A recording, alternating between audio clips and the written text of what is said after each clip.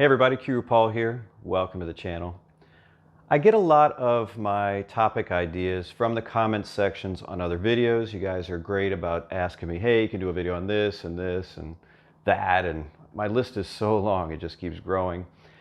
Recently I saw one and it confused me a little bit because the viewer was like, hey Paul, can you do a video explaining how to translate whose in different situations?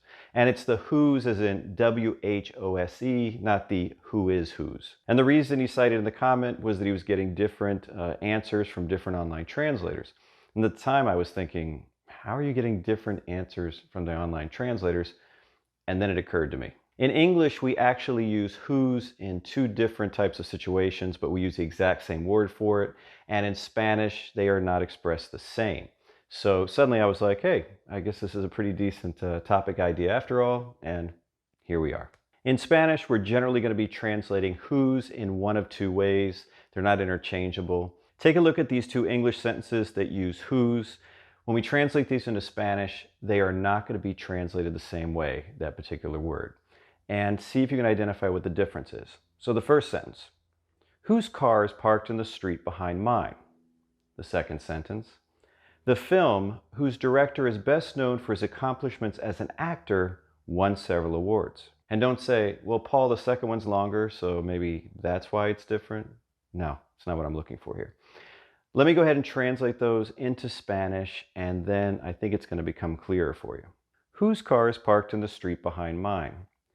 ¿De quién es el coche que está estacionado en la calle detrás del mío? The film, whose director is best known for his accomplishments as an actor, won several awards. La película, cuyo director es más conocido por sus logros como actor, ganó varios premios. So now that you're seeing the Spanish, are you seeing how the English is different?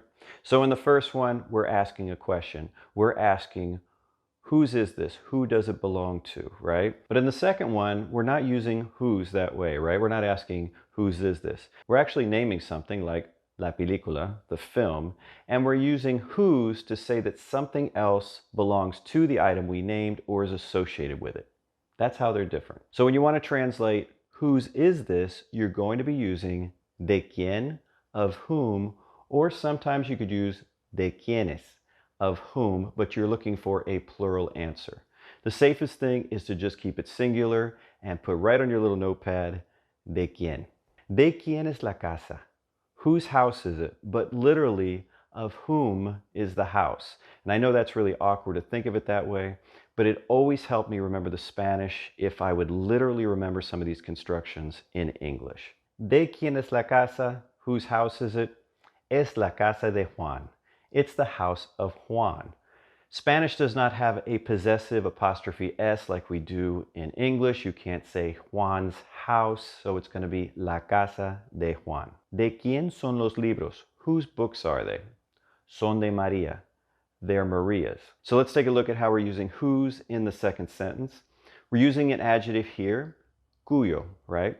And because it's an adjective, it will have to agree in number and gender with whatever it's describing or modifying. So it could be cuyo, cuya, cuyos, cuyas, depending on that noun, right? One thing I absolutely have to point out about this particular adjective is that it will always go before whatever it's talking about. Always. So in our sample, we have the film whose director, la película cuyo director.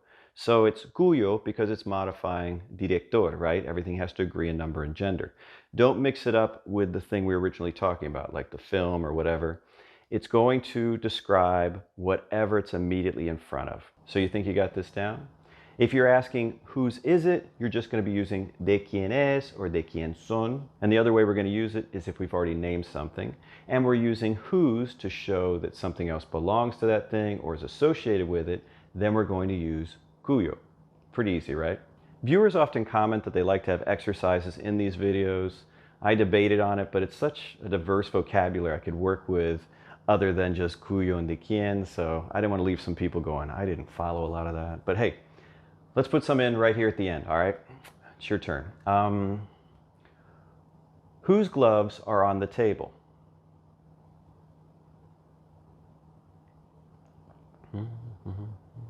I never know how much time people need.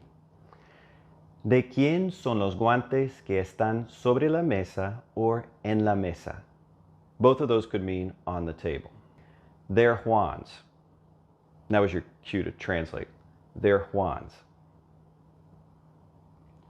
Son de Juan. Son de Juan. This one's longer, but it's on the screen, so you can read it.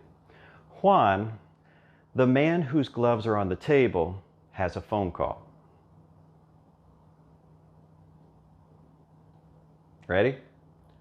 Juan, el hombre cuyos guantes están sobre la mesa or en la mesa, tiene una llamada telefónica. Did you get those?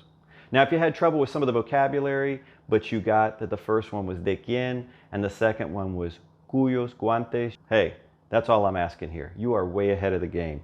Nice job. Well, that's it for the video. If you enjoyed it, just do me a favor and give it a thumbs up, just like I just gave you. And until next time, hasta luego.